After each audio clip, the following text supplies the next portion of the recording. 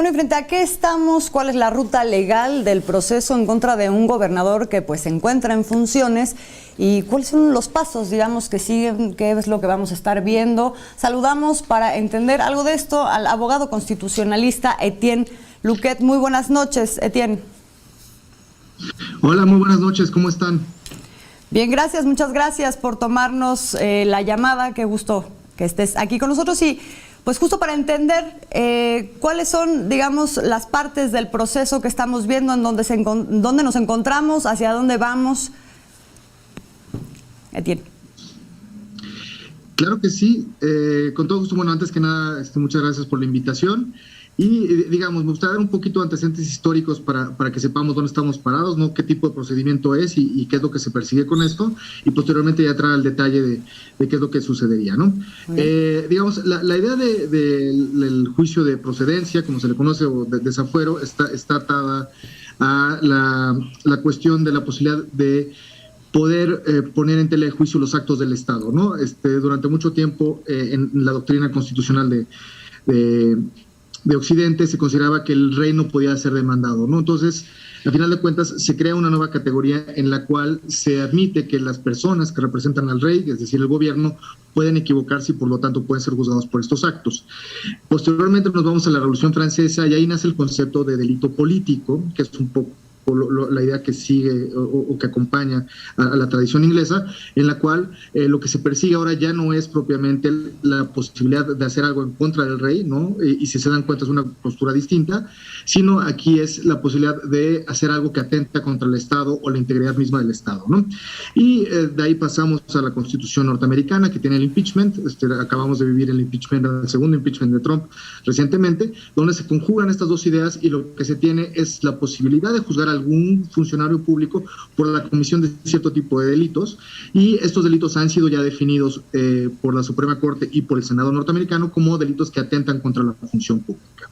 Pasamos ahora al caso mexicano. El caso mexicano tiene dos procedimientos. Uno es el juicio político, donde se persiguen cierto tipo de conductas que atentan en contra del Estado, y el segundo es el juicio de procedencia. El juicio de procedencia, que es en el que estamos, es un juicio en el cual se tiene que hacer una votación para determinar si un funcionario público tiene que ser perseguido por un delito.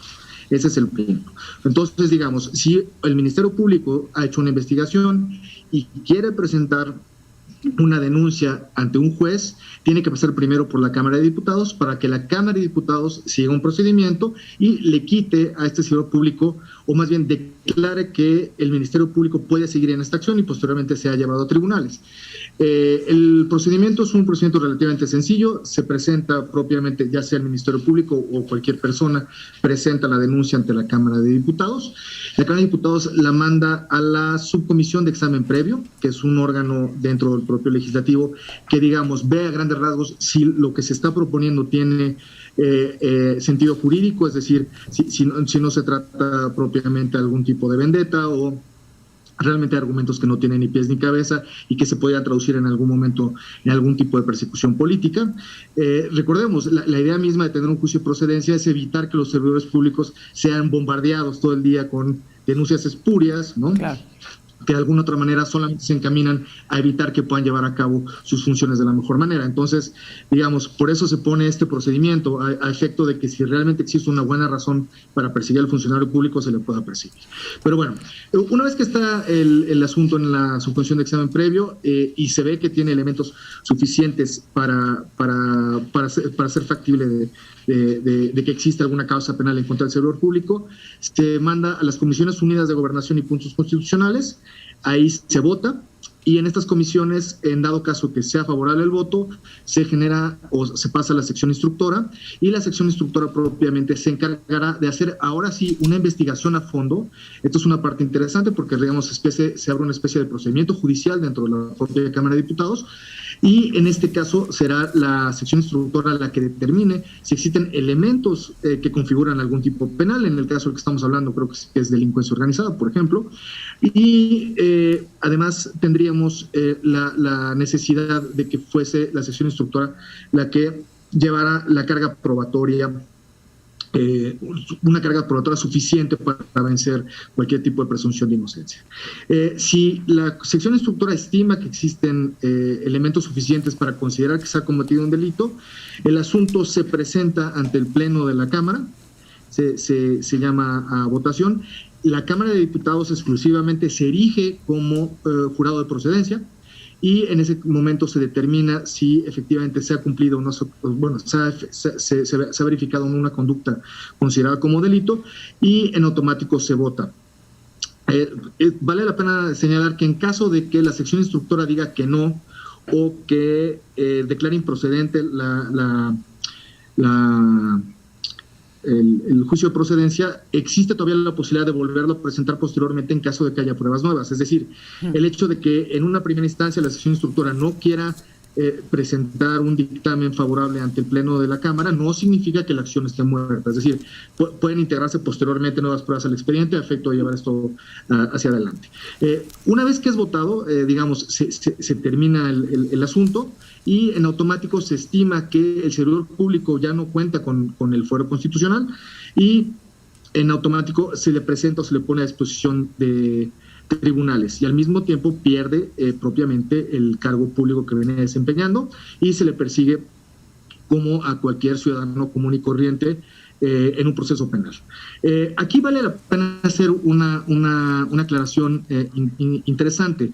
En el caso de gobernadores o funcionarios públicos estatales, será necesario contar de forma posterior a la declaración de procedencia que hizo la Cámara de Diputados con la declaración de procedencia del Congreso local. Entonces, en este sentido, una vez que esto en dado caso sucediese, estaríamos en el supuesto de que correspondería al Congreso de Tamaulipas determinar, ¿no? En este caso... Es la última instancia el Congreso de Tamaulipas. Es la última instancia, sí. Digamos, aquí existe un precedente importante con el caso de Roberto Madrazo, no sé si lo recuerdan, por ahí del año 98-99, donde justamente el Congreso local de Tabasco, a pesar de que había habido un desafuero, ¿no?, a nivel federal, el Congreso de Tabasco local votó que no, y el asunto no llegó a ningún lugar. Digamos, esa es una de las cuestiones. Claro. La segunda, es muy interesante, es que las determinaciones que toma la Cámara en este caso son inapelables e inimpugnables, son definitivas, ¿no? Entonces aquí vienen dos preguntas. La primera, ¿se podría defender a esta persona durante el procedimiento? Sí. De hecho, yo creo que una buena defensa legal lo que haría es interponer diversos juicios de amparo. Claro, también la Cámara de Diputados tiene la manera de hacer esto relativamente rápido, a efecto de que no le entorpezcan el procedimiento, pero digamos, no nos sorprendamos si hay un juicio de amparo dentro del proceso mientras está pasando todo esto. Segundo, una vez que termina, pareciera que la palabra, una resolución definitiva por parte de la Cámara de Diputados impediría la posibilidad de impugnar, pero digamos, ahí la interpretación de la Corte es bastante flexible, y me gustaría recordarles el caso del desafuero del señor presidente López Obrador.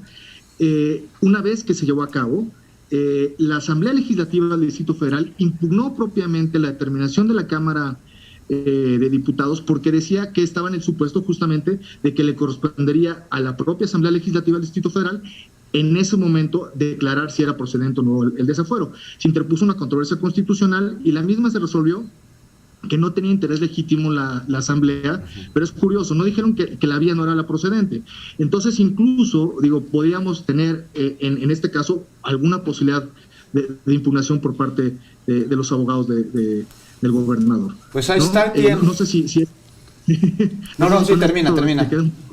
No, pues no, es que nos lo explicaste clarísimamente, Etienne Luque, abogado constitucionalista. Pues ahí está el proceso que se lleva a cabo allá en la Cámara de Diputados. Estaremos muy pendientes de ver cómo evoluciona, Etienne, y bueno, esperamos tenerte próximamente aquí para que, pues, de acuerdo a lo que vaya sucediendo, nos vayas aclarando pues de manera tan sencilla de entender como lo acabas de hacer ahora.